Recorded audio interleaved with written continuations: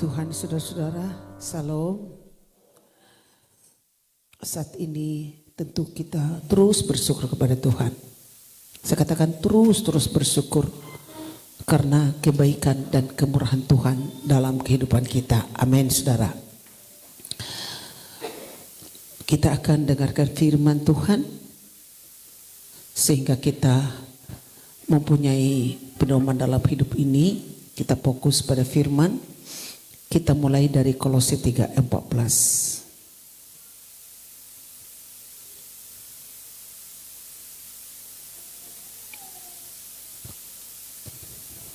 Kolose 3:14. Kita mulai dari ayat 12 sampai 17. Saya baca ayat yang genap, sidang jemaat baca ayat yang ganjil. Karena itu sebagai orang-orang pilihan Allah yang dikuduskan dan dikasihinya, kenakanlah belas kasihan, kemurahan, kerendahan hati, kelemah lembutan dan kesabaran. 13.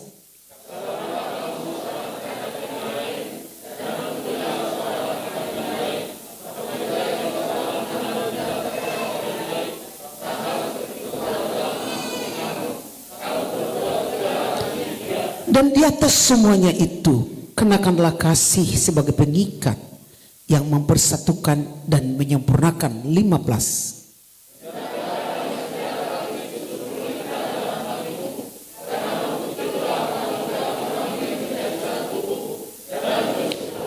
Hendaklah perkataan Kristus diam dengan segala kekayaannya di antara kamu, sehingga kamu dengan segala hikmat mengajar dan menegur seorang akan yang lain, dan sambil menyanyikan mazmur dan puji-pujian dan nyanyian rohani kamu mengucap syukur kepada Allah di dalam hatimu. 17. Dan segala sesuatu yang kamu lakukan dengan perkataan dan perbuatan, lakukanlah semuanya itu dalam nama Tuhan Yesus sambil mengucap syukur oleh Dia kepada Allah Bapa kita.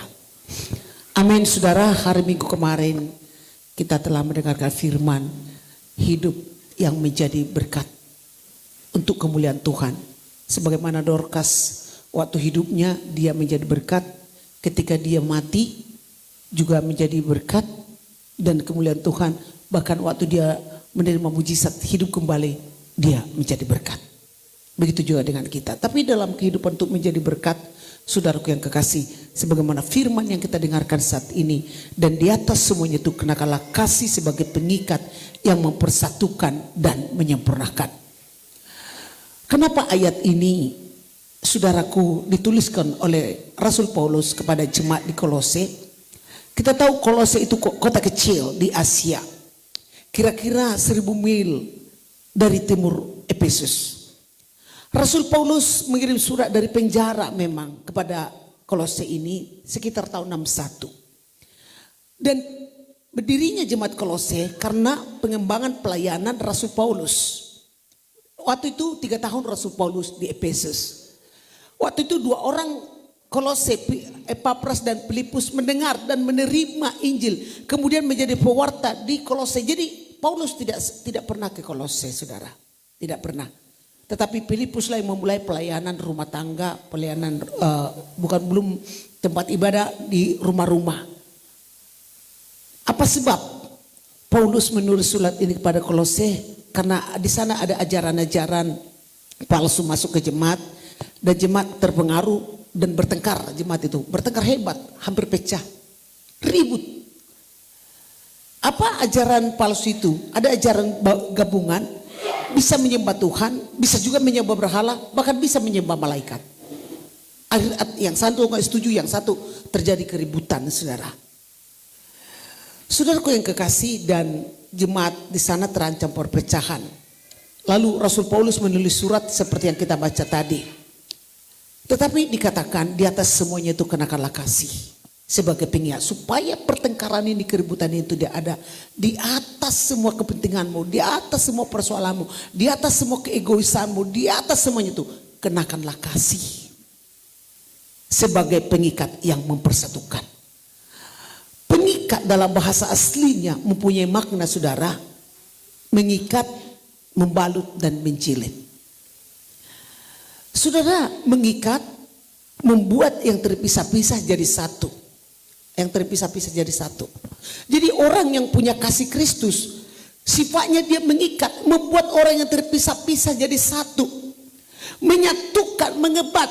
Sementara pada saat itu bahkan sampai sekarang, jangankan membuat terpisah-pisah jadi satu, banyak karakter orang menggunting dalam lipatan. Memisahkan orang yang bersaudara, membuat provokasi sekarang terjadi di mana-mana. Kebencian ada di mana-mana sekarang. Itu karakter manusia di zaman ini. Gampang marah. Tetapi dikatakan bagaimana arti mengikat? Di atas semuanya kenakanlah kasih sebagai pengikat. Itu pertama mengikat. Kedua membalut. Membalut itu dalam arti sebenarnya membungkus luka supaya sembuh. Sekarang kan manusia saling menyakiti, melukai. Tidak peduli orang tersinggung atau tidak. Saling melukai. Baik, melukai itu lewat perkataan. Sekarang melukai lewat perkataan bukan cuma lewat ngomongan langsung, bahkan di dunia maya. Sosmed, sindir menyindir satu dengan yang lain. Berbalas pantun di sana. Tetapi orang yang mempunyai kasih Kristus itu, supaya dia bisa mempersatukan, harus mempunyai karakter membalut. Bahkan ketiga, menjilid. Menyatukan beberapa lembar kertas, dijilidnya menjadikan jadi satu, lalu dibuatlah judul buku itu. Itu artinya menjilid. Kalau kita mempunyai karakter menjilid, berarti kita punya judul apakah yang diterapkan di sana. Ini semua dikerjakan dalam kasih Tuhan. Amin saudara. Amin saudara. Inilah kasih yang membuat kita bisa mempersatukan dan menyempurnakan. Sehingga dalam keluarga juga kalau diterapkan kasih yang demikian, kasih inilah mempunyai karakter mengikat, membalut dan menjilid. Lalu kalau kita katakan apakah kita sudah punya karakter ini? Paling kita berkata, aku bisa Bu Gembala, aku bisa membalut, aku bisa menjilid, aku bisa mengikat. Tapi bagaimana gambarannya kasih Allah? Kalau kita tahu kan dalam Yohanes 3:16, karena begitu besar kasih Allah akan dunia ini. Karena begitu besar, saking besarnya dia tidak tinggal di surga, sehingga dia merelakan anaknya yang tunggal turun dari surga datang ke bumi, menyerahkan nyawanya. Karena begitu besarnya kasih Tuhan. Amin. Kita tahu itu saudara, pengorbanannya, salibnya itu karena kasih Tuhan yang luar biasa. Bagaimana gambaran kasih Tuhan? Kita buka dalam Mazmur 84 ayat 12. Mazmur 84 ayat 12. Coba buka Mazmur 84 ayat 12. Ayat 12. Sebab Tuhan adalah, kita baca sama-sama. Sebab Tuhan adalah matahari dan perisai. Kasih dan kemuliaan Ia berikan. Ia tidak menahan kebaikan dari orang yang hidup tidak bercela. Kita coba baca sekali lagi biar kita mengerti di ayat ini. Ini gambaran kasih Tuhan. Sebab Tuhan adalah matahari dan perisai. Kasih dan kemuliaan Ia berikan. Ia tidak menahan kebaikan dari orang yang hidup tidak bercela. Tuhan adalah matahari dan perisai. Itu bukan, Tuhan itu bukan matahari itu saudara. Lalu kita menyembah matahari seperti orang Jepang. Kita harus mengerti kiasan-kiasan ilahi. Artinya apa? Kenapa dikatakan sebab Tuhan adalah matahari? Coba dulu, pikirkan dulu. Apa sih arti ayat ini? Kok pemazmur katakan Tuhan itu matahari? Apakah kita datang menyembah matahari? Tidak boleh. Tidak boleh. Ada yang menyembah matahari sampai dikatakan dewa matahari. Tidak bisa. Saya katakan itulah artinya kita harus mengerti kiasan-kiasan ilahi. Matahari artinya apa? Setiap detik mengeluarkan kalori atau energi, kemudian dipancarkannya ke seluruh jagat raya. Setiap detik. Kalori yang dipancarkan saudara, 4:33:0 di belakang. 4:33:0 di belakang tiap detik. 60 itu kan juta, 90 miliar, 12 triliun. Coba, ini 33 nol. Berarti saudara, tiap detik mulai kejadian sampai Wahyu 6.000 tahun, berapa kalori yang dipancarkan matahari setiap detik? Kalau ahli tata ahli bumi ini berkata, 1 detik 4,433 nol di belakang. Saya katakan tadi 60 juta, 90 miliar, 12 nol triliun. Ini di atasnya 43 tiap detik. Mulai dari tadi pagi, berapa kalori sudah dipancarkan oleh matahari? Saudaraku yang kekasih, bagaimana reaksi manusia kepada matahari? Coba, waduh panas sekali, aduh gila panas. Ya, seandainya matahari itu mendengar, dikatakan gila panas. Aku hitam nih gara-gara matahari. Wajahku sudah rusak gara-gara matahari. Orang marah-marah kepada matahari. Seringkah orang marah-marah kepada matahari? Kalau jemuran kita tidak kering-kering, dadayan tidak kering. Aduh, anehnya matahari nggak keluar-keluar. Kalau kepanasan, waduh panas sekali, nggak ada arti AC. Kalian tahu matahari itu dengar semua apa yang kita katakan. Mendengarinya. Marah-marah sambil melihat ke atas. Saudaraku yang kekasih. Tetapi matahari itu tidak pernah terlambat bersinar. Amin. Dia sabar aja. Matahari itu tidak pernah menuntut balas. Kalau tidak ada matahari, mana bisa kita hidup? Kalau tidak ada matahari, mana bisa tumbuh-tumbuhan hidup? Mana ada pembuahan? Mana ada klorofilnya, saudara? Tidak ada. Gak ada kehidupan tanpa matahari. Tapi manusia sering marah-marah karena kepanasan. Trik sekali. Dia tidak pernah marah. Sebab Tuhan adalah matahari dan perisai. Itulah gambaran kasih Tuhan. Dikatakan firman Tuhan, kasih dan kemuliaan Ia berikan, Ia tidak menahan kebaikan. Tidak menahan kebaikan. Itulah kasih yang bisa membalut, mengikat, menjilid. Sampai dikatakan gambaran matahari yang setia, saudara, dalam Hosea 6 ayat 3. Hosea 6 ayat 3. Marilah kita mengenal Tuhan kita, Ia pasti muncul seperti fajar. Walaupun marah-marah, padahal sudah ada tenaga surya, sudah ada ini. Walaupun manusia itu tidak pernah berkata terima kasih matahari, terima kasih, enggak pernah. Tetapi dia tidak pernah terlambat bersinar. Amin, saudara. Tidak pernah terlambat bersinar. Dikatakan firman Tuhan, marilah kita mengenal dan berusaha sungguh-sungguh mengenal Tuhan. Marilah kita mengenal dan berusaha sungguh-sungguh mengenal Tuhan. Ia pasti muncul seperti fajar. Amin. Fajar menyingsing, hari mulai terang. Muncul seperti fajar. Walaupun saudara, kita tidak pernah peduli dengan matahari, kita tidak pernah ucapkan terima kasih, kita seringkali juga tidak menghargai dia. Tetapi marilah kita mengenal dan berusaha sungguh-sungguh mengenal Tuhan. Ia pasti muncul seperti fajar. Ia akan datang kepada kita seperti hujan pada akhir musim yang mengairi bumi. Inilah kasih semacam ini, kasih semacam ini. Saya katakan yang mampu mengikat, membalut dan kita sebut mengikat, membalut dan menjilid. Kasih Tuhan seperti ini. Tidak menutup balas.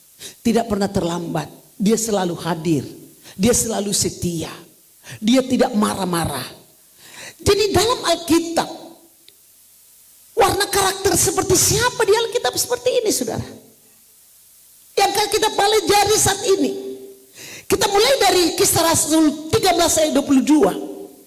Apa dikatakan firman Tuhan dari Kisah Rasul 13 ayat 22? Saudaraku yang kekasih, dikatakan seperti ini.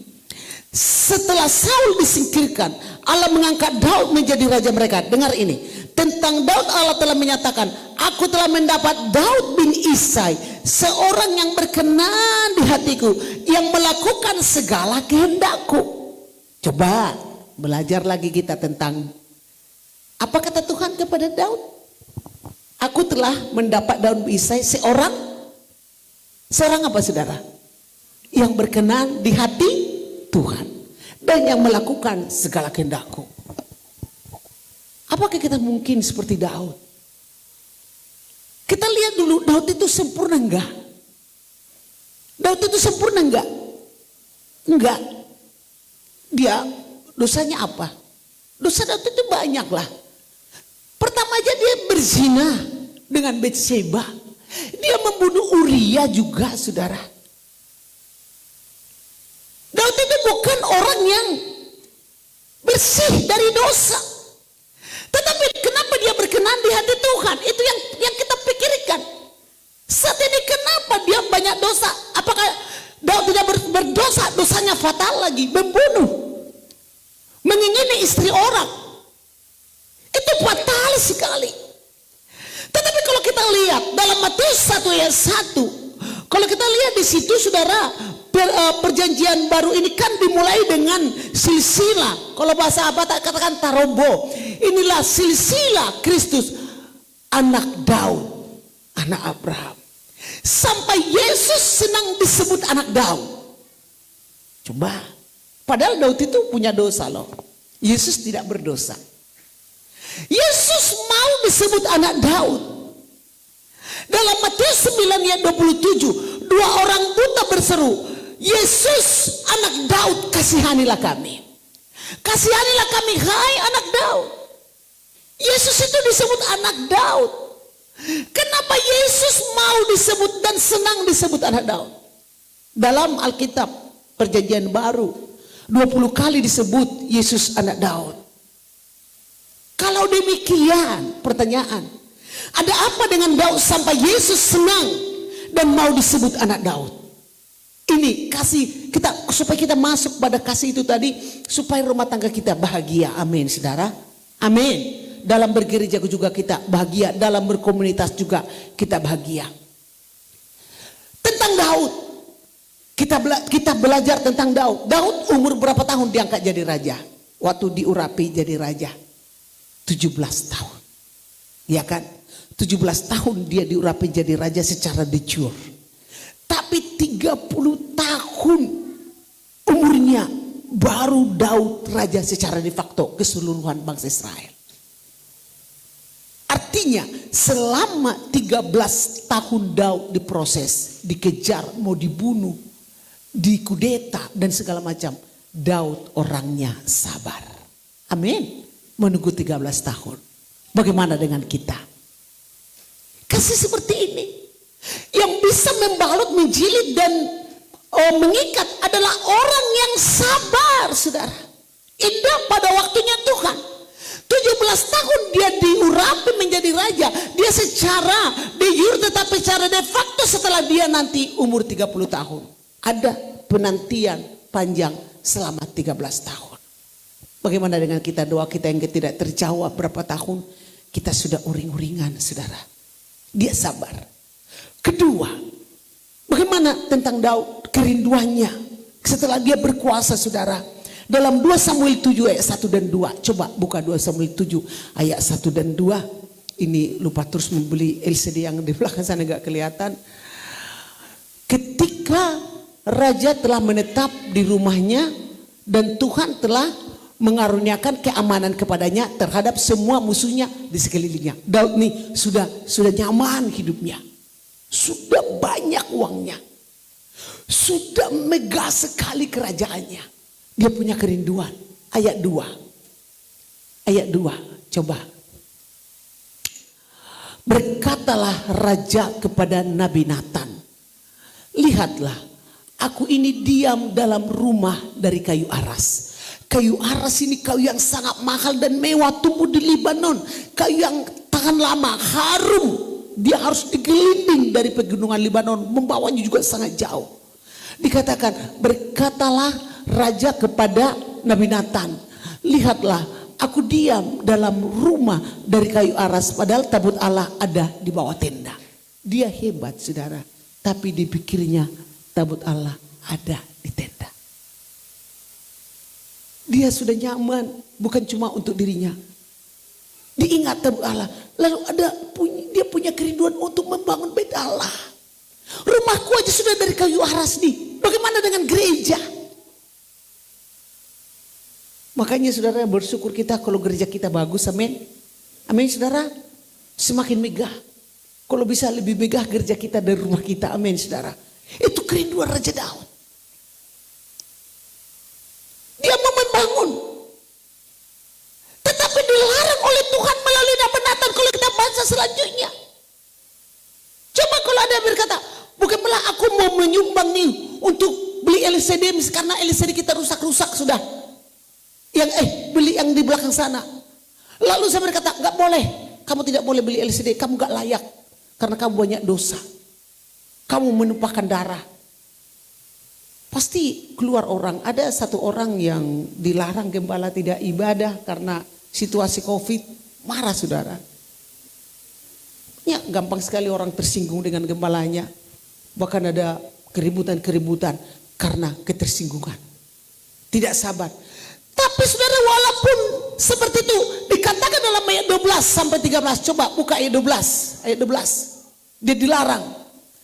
Dikatakan firman Tuhan. Apabila umurmu sudah genap dan engkau telah mendapat perhentian bersama-sama dengan nenek moyangmu, maka aku akan membangkitkan keturunanmu yang kemudian, anak kandungmu, dan aku akan mengokohkan kerajaannya. 13. Dialah yang akan mendirikan rumah bagi namaku dan aku akan mengokohkan tahta kerajaannya untuk selama-lamanya. Jangan kamu. Padahal dia masih kuat saudara. Kalau orang seperti itu sudah tersinggung, sudah marah, sudah ngambek, gak ibadah lagi. Tetapi saudara, walaupun dia dilarang, walaupun dia tidak dibolehkan, dia banyak uang, tidak dibolehkan membangun rumah Allah. Karena kenapa? Karena tanganmu berlumuran darah. Kata firman Tuhan, anakmu lah nanti, anak kandungmu yang akan membangunnya, bukan kamu. Tetapi setelah itu dia tulis di Mazmur 27 ayat 4. Dia katakan seperti ini dengan luar biasa. Satu hal telah kuminta kepada Tuhan, itulah yang kuingini, diam di rumah Tuhan seumur hidupku. Menak. Nih, satu hal telah kuminta kepada Tuhan, itulah yang kuingini, diam di rumah Tuhan seumur hidupku, menyaksikan kemurahan Tuhan dan menikmati baiknya. Amin saudara. Artinya dia tidak marah. Malah dia selalu mau lagi ke rumah Tuhan. Mau menikmati baik Tuhan. Bukan cukup sampai di situ. Walaupun seolah-olah sudah ditolak dia membangun rumah Tuhan. Dia sudah ditolak, aku sudah punya kayu aras. Tetapi okelah Tuhan, bukan saya yang membangun. Keturunanku nanti yang membangun. Uangku ada Tuhan. Apa yang dilakukan kepada uangnya itu? Lalu dikatakan dalam 1 Tawarik 29. Coba 1 Tawarik 22 dulu. 1 Tawarik 22 ayat 14. Coba buka 1 Tawarik 22 ayat 14. Yang dilakukannya. Sesungguhnya sekalipun dalam kesusahan. Nih, sesungguhnya sekalipun dalam kesusahan, aku telah menyediakan untuk rumah Tuhan itu 100.000 talenta emas. Wah, ini bertonton ini saudara. Dan sejunta talenta perak. Sangat banyak tembaga dan besi, sehingga beratnya tidak tertimbang. Juga aku telah menyediakan kayu dan batu, tetapi baiklah engkau menambahinya lagi. Dikatakan pada anaknya, walaupun dia ditolak membangun rumah Tuhan, dia siapkan bahannya. Amin saudara. Amin. Amin. Sesungguhnya sekalipun aku dalam kesusahan, aku telah menyediakan. Bukan dalam kondisi senang dia menyediakannya. Karena cintanya. Bahkan 1 Tawarik 29 ayat 3 sampai 4. Lagi pula oleh karena cintaku, dengar ini saudara, oleh karena cintaku kepada rumah Allahku, maka sebagai tambahan segala yang telah kusediakan bagi rumah kudus, aku dengan ini memberikan kepada rumah Allahku dari emas dan perak kepunyaanku sendiri. Ayat 4. 3.000 talenta emas dan dari emas Ofir dan 7.000 talenta perak murni untuk menyalut dinding ruangan. Wow, luar biasa. Jadi kalau saudara kita masih bisa berkontribusi untuk rumah Tuhan, amin. Apa kontribusi kita untuk rumah Tuhan? Ibaratnya beli sapu satukah untuk menyapu. Bukannya tidak ada sapu misalnya. Ada nanti pembangunan 1 lembar sengkah. Ketika kami ke pedalaman saudara, saya katakan kepada kita semua, kita ekstra kolekte itu ada kalanya bisa dapat 1 gembala 5 juta. Ada 5,5 juta. Tapi kalau sekiranya kurang bisa kami tambah. Kami ke pedalaman bisa juga lebih dari situ. Mereka berkata, ini dari Ebenezer. Senang juga ya. Lalu kita ada pembangunan. Ini yang dari Ebenezer Bu. Ini yang dari Bapak Bu.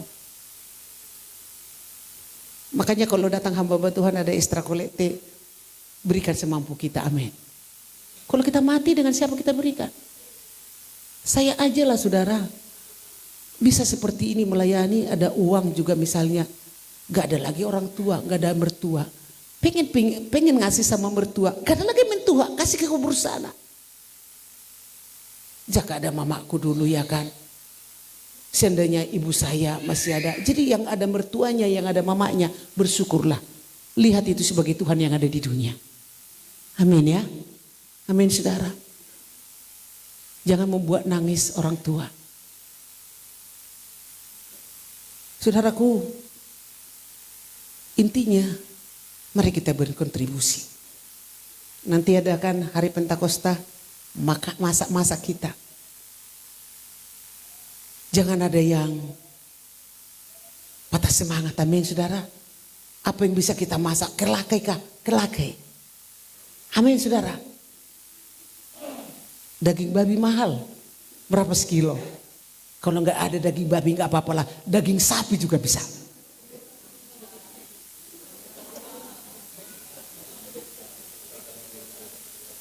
Saudaraku, coba Raja Daud berkenan di hati Tuhan. Sudah dilarang membuang baik Allah.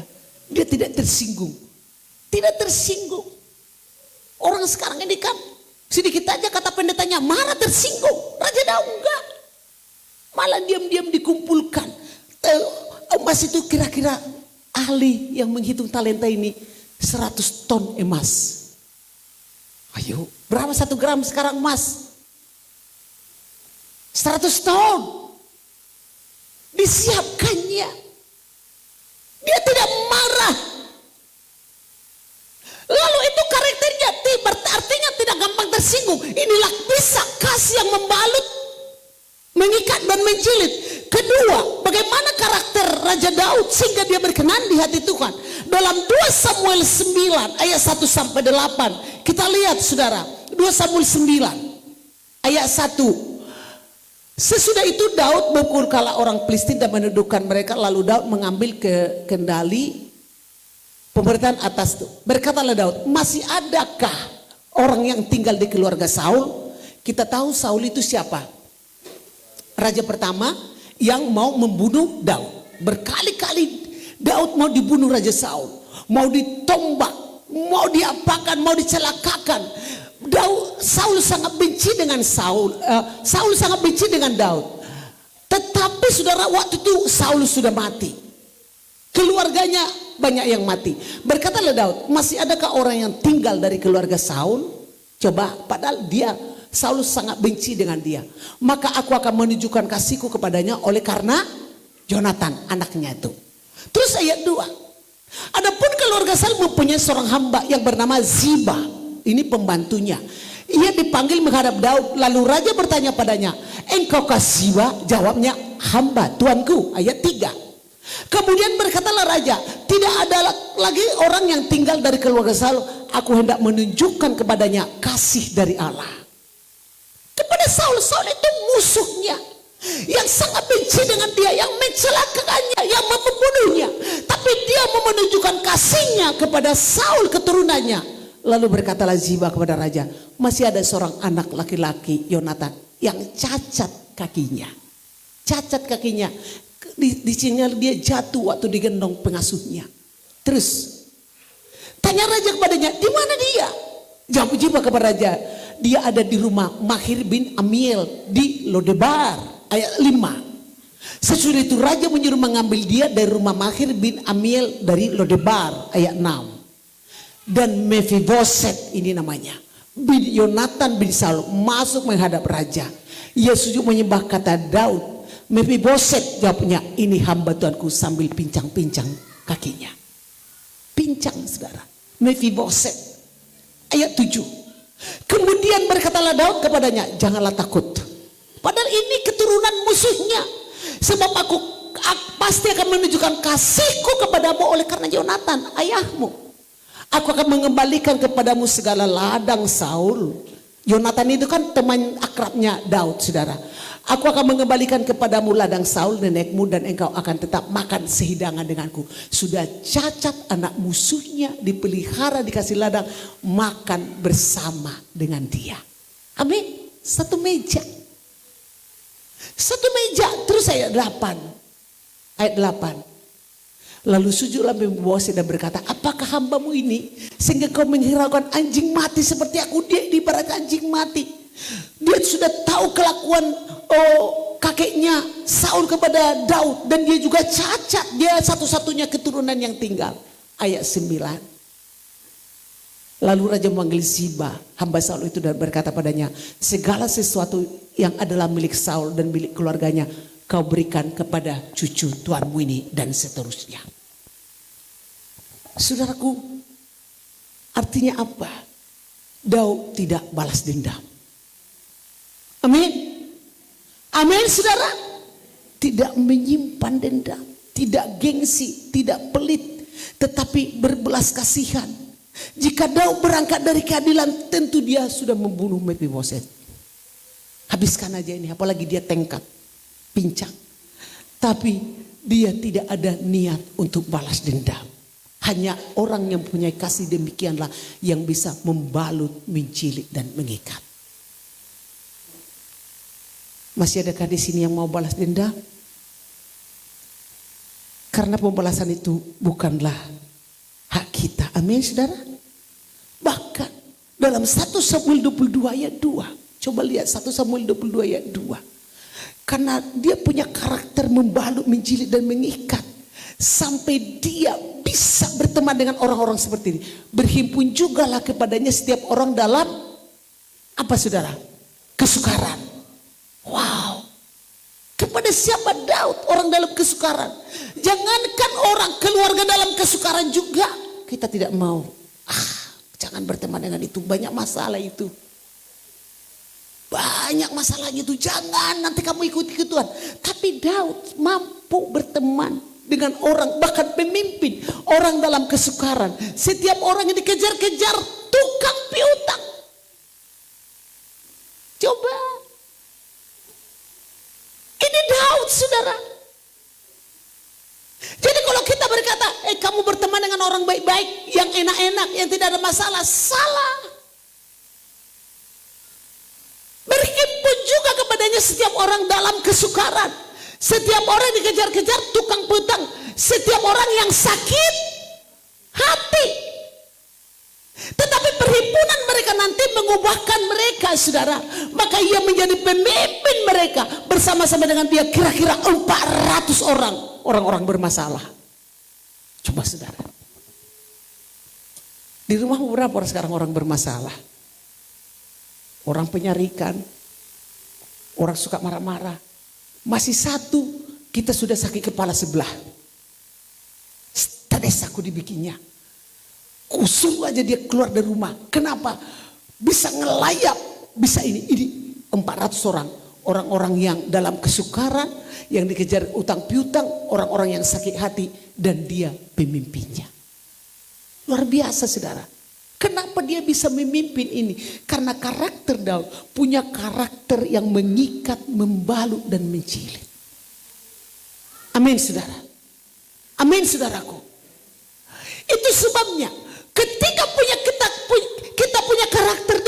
demikian saudara, engkau dalam rumah tanggamu akan berhati-hati kita dalam berbicara. Di dalam Kolose 3 ayat 12, apa yang kita lakukan sebagai anak Tuhan sehingga kita bisa mempunyai karakter demikian. Pertama tadi sabar, tidak balas dendam, tidak pelit, berkemurahan saudara. Begitu juga bisa mempunyai perkataan-perkataan yang membuat orang lain sabar. Dikatakan firman Tuhan, karena itu sebagai orang pilihan Allah yang dikuduskan dan dikasihinya, kenakanlah apa? Belas kasihan. Iba. Dengar saudara, bagaimana sih belas kasihan? Intinya orang yang berbelas kasihan itu, lihat, dia tidak sulit didekati. Ada gereja loh saudara, ada pastor ini GPDI, hampir pendeta tidak berani ke pastorinya, gak berani.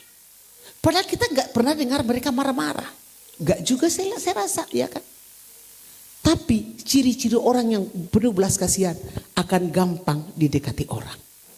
Amin saudara, gak ada jarak tuh. Rumahnya itu terbuka, gak eksklusif itu. Belas kasihan, kenakan, pakaikan. Ini yang mempunyai karakter yang bisa membalut, menjilid dan mengikat. Dikatakan lagi kemurahan, murah hati, kerendahan hati. Dosa apa yang paling membuat orang bertengkar ya kan, karena sombongnya. Sombong. Coba kalau orang sombong mana bisa berkomunitas? Kalau dia sudah sombong, ciri-cirinya gak usah lagi, gampang tersinggung. Itu deh, sudah pasangan itu, gak bisa diingatkan. Gampang tersinggung, sombong.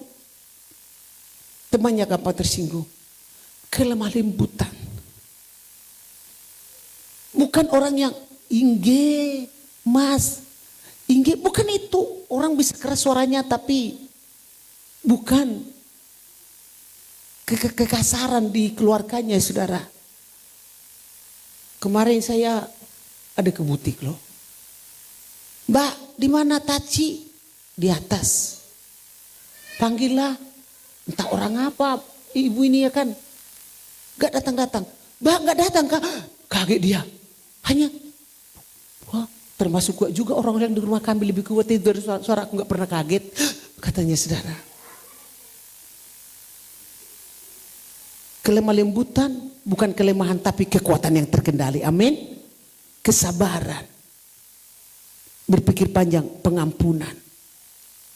Kesabaran. Coba ayat berikutnya, Kolose 3. Tadi. Ayat berikutnya. Sabarlah kamu seorang terhadap yang lain. Ampunilah seorang akan yang lain apabila seorang menaruh dendam terhadap yang lain. Sama seperti Tuhan mengampuni kamu, kamu berbuat jugalah demikian. Dan di atas semuanya itu kenakanlah kasih sebagai pengikat, mempersatukan dan menyempurnakan. Hendaklah damai sejahtera Kristus dalam hati, memerintah dalam hatimu. Karena untuk itulah kamu telah dipanggil menjadi satu tubuh dan bersyukurlah. Hendaklah perkataan Kristus dengan segala kekayaannya. Perkataan Kristus dengan segala kekayaannya, bukan perkataan yang menyakiti, bukan karena yang membalut tadi kan hanya perkataan Kristus yang membalut, bukan melukai. Sehingga kamu dengan hikmah mengajar dan menegur seorang akan yang lain, dan sambil menyanyikan mazmur dan puji-pujian dan nyanyian rohani, kamu mengucap syukur pada Allah dalam hatimu. Saudaraku yang kekasih, kenapa saudara perkataan ini bisa melukai? Dengar saudara, kalau dalam rumah tangga perkataan ini saya rasa harus dijaga. Amin. Dalam Amsal 10 ayat 19. Amsal 10 ayat 19. Ini yang dimiliki oleh Daud, sehingga orang-orang bermasalah juga bisa datang kepada dia saudara. Dalam Amsal 10 ayat 19 dikatakan firman Tuhan, di dalam banyak bicara pasti ada pelanggaran. Tetapi siapa yang menahan bibirnya berakal budi. Jadi sebelum berbicara saudara harus pikirkan dulu apakah perkataan baik lewat sosmed, lewat WA, apalagi WA ini bisa di screenshot orang. Dalam Amsal 12 ayat 18 dikatakan firman Tuhan seperti ini saudara.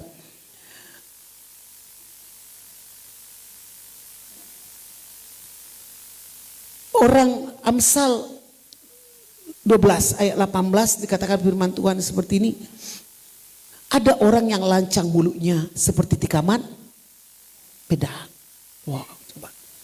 Mulut kok diibaratkan dengan pedang. Gampang sekali orang di grup nih.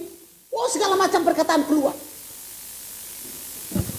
Kita sudah marah-marah, sakit hati, ketemu main-mainnya aja kok canda. Candanya itu canda yang apa? Kalau sudah keluar sudah menyakiti hati orang. Jadi kalau marah juga saudara, perkataan yang keluar jangan perkataan yang menyakiti, melukai. Amin. Amin saudara, dalam rumah tangga.